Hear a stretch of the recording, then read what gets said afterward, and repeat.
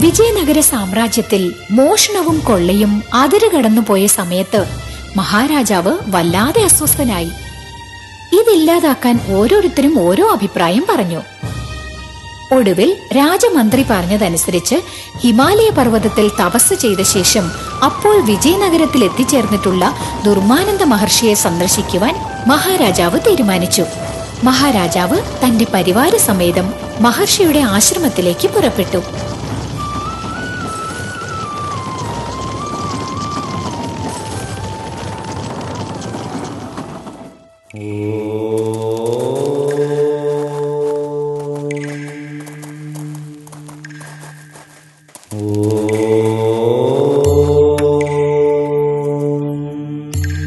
അദ്ദേഹം മുനിവര്യനെ പ്രണമിച്ചു.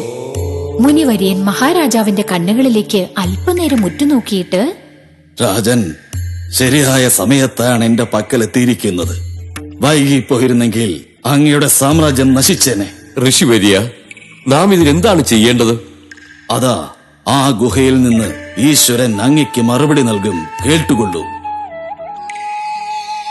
മഹാരാജൻ, ഞാൻ ഈശ്വരനാണ് സംസാരിക്കുന്നത്. ദുർമാനന്ദൻ എന്റെ അനുഗ്രഹം സിദ്ധിച്ചവനാണ്. അവനെ വന്ദിക്കൂ. അവൻ ചോദിക്കുന്നതെന്തും ഇഷ്ടം പോലെ വാരിക്കൊടുക്കൂ. നിന്റെ സാമ്രാജ്യത്തിലെ മോഷണവും കൊള്ളയും നിശേഷമില്ലാതാകും. അശരീരി കേട്ട തെന്നാലി രാമൻ സംശയത്തോടെ ആ ഗുഹയിലേക്ക് തന്നെ നോക്കി. മഹാരാജൻ, അങ്ങ് ഇദ്ദേഹത്തെ സഹായിക്കുന്നതിന് മുമ്പ് ഞാൻ ഗുഹയ്ക്കുള്ളിൽ ചെന്ന് ഈശ്വരനോട് പ്രാർത്ഥിച്ചിട്ട് വരാം. തെന്നാലി രാമൻ പെട്ടെന്ന് ആ ഗുഹയിലേക്ക് പ്രവേശിച്ചപ്പോൾ മുനിവര്യൻ ആകെ പരിഭ്രാന്തനായി. അപ്പോൾ അപ്രതീക്ഷിതമായി വീണ്ടും ഒരു അശരീരി കേട്ടു. മഹാരാജൻ, വീണ്ടും ഞാൻ ഈശ്വരനാണ് സംസാരിക്കുന്നത്.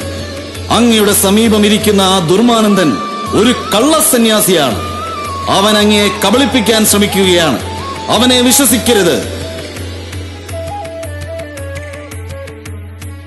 മഹാരാജാവ് അന്തം വിട്ടു നിന്നപ്പോൾ തെന്നാലി രാമൻ ഗുഹയ്ക്കുള്ളിൽ നിന്ന് ഒരു കള്ളനെ പിടിച്ചുകൊണ്ട് പുറത്തേക്ക് വന്നു.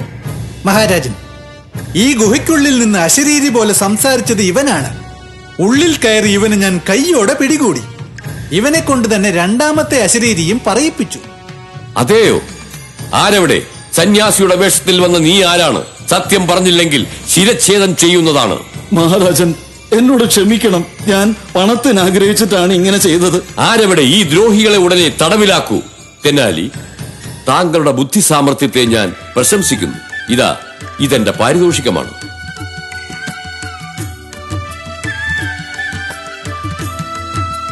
എന്താ കൂട്ടുകാരെ, നമുക്ക് ഈശ്വര വിശ്വാസം തീർച്ചയായും ഉണ്ടായിരിക്കണം. പക്ഷേ ഈശ്വരന്റെ പേരും പറഞ്ഞ് കബളിപ്പിക്കുന്നവരെ കണ്ടാൽ തിരിച്ചറിഞ്ഞ് അവരോട് സൂക്ഷിച്ചു പെരുമാറണം. സൂക്ഷിക്കുമല്ലോ. ഇപ്പോൾ നമ്മുടെ രാജ്യം സാമ്പത്തികമായി ബുദ്ധിമുട്ടിലാണ്. അതിന് അങ്ങ് തന്നെ ഒരു മാർഗം നിർദ്ദേശിച്ചാലും.